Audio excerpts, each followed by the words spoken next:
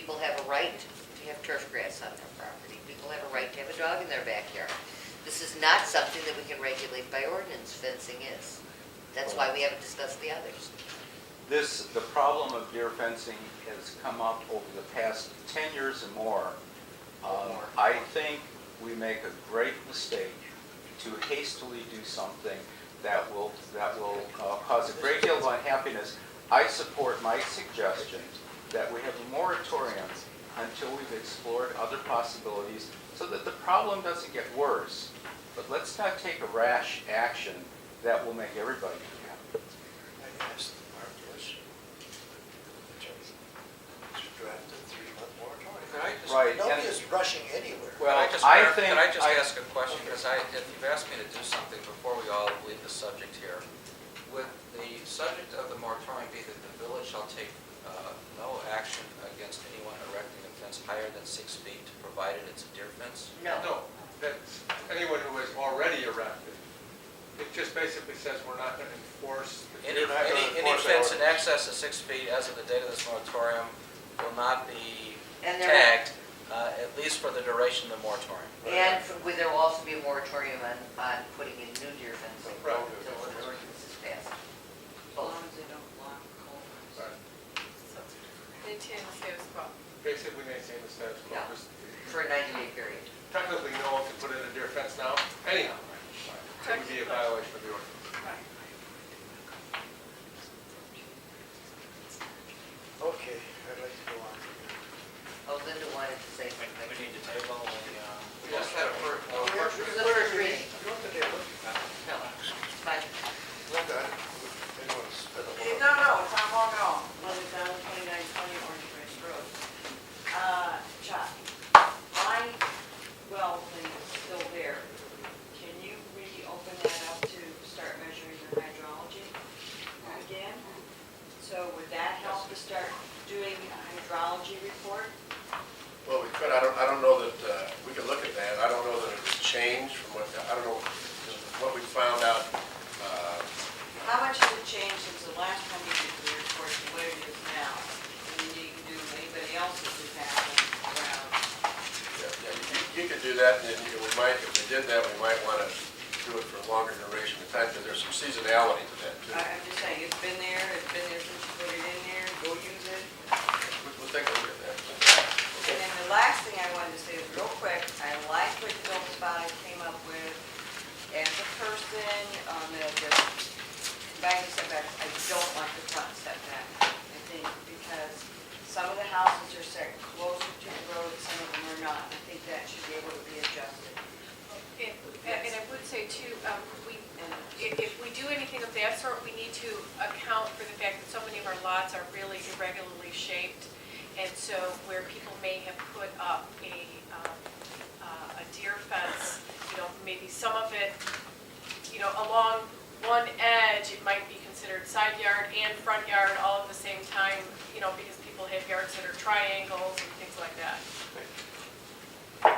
Okay, just one quick comment.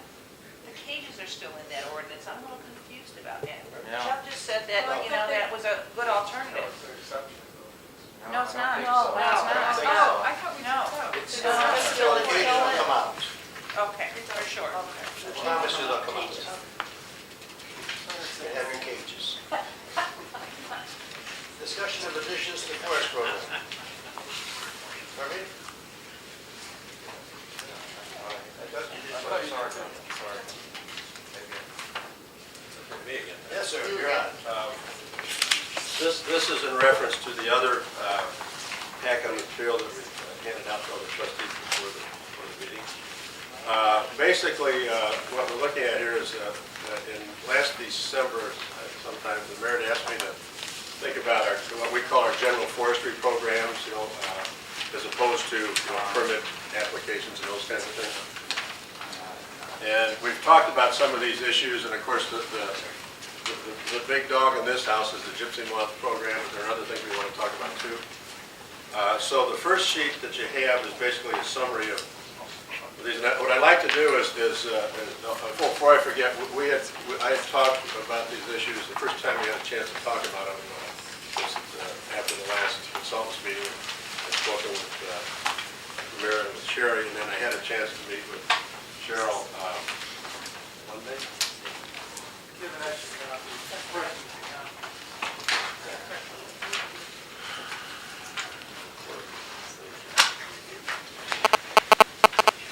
You need everybody? Oh, wait. I think this goes with it. I don't know if you got the whole thing, you can have that too.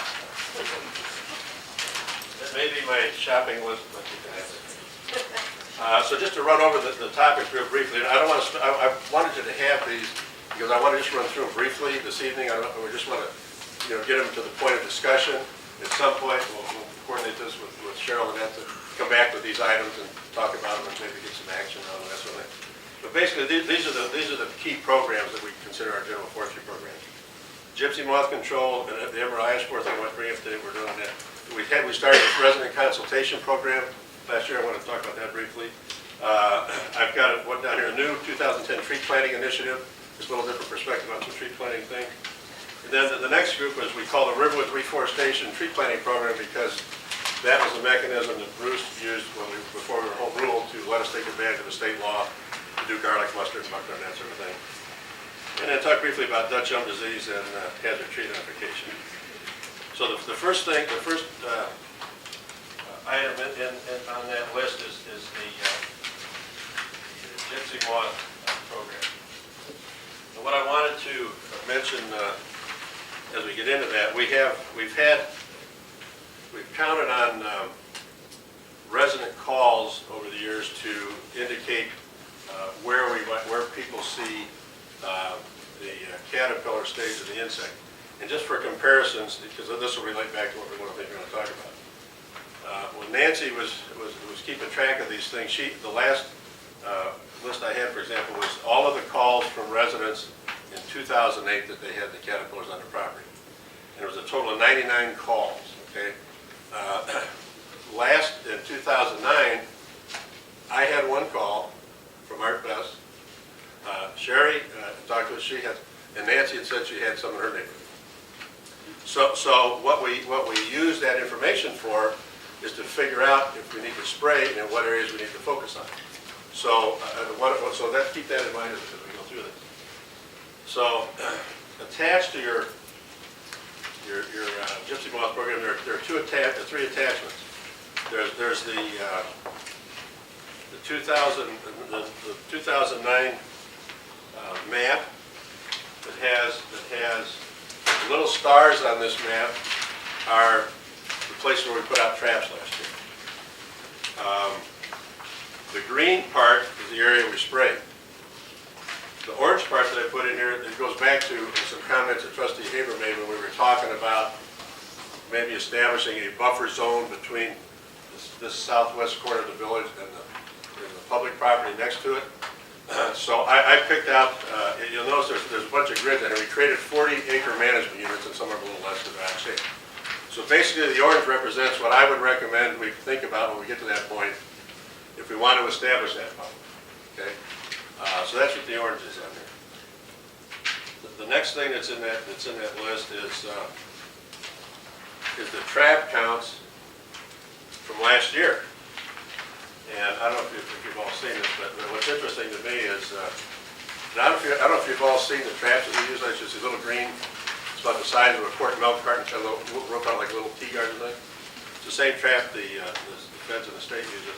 As a matter of fact, they have one across from the Miller residence up on the north end there. Basically, we had started trapping the year before this. The intent was to see where the males go. I think we all know that the males are the ones that fly. The females, to get around, it have to be, when they're young, have to be blown around and they have to walk. And the other thing that we looked at was, spent a lot of time looking at the literature on what the percentages are anticipated between males and females in an egg mass. It's kind of all over the board, but at the end of the day, I think the general consensus is you might want to think about it being 50-50. So the numbers on this trap count are pretty interesting. We put the traps out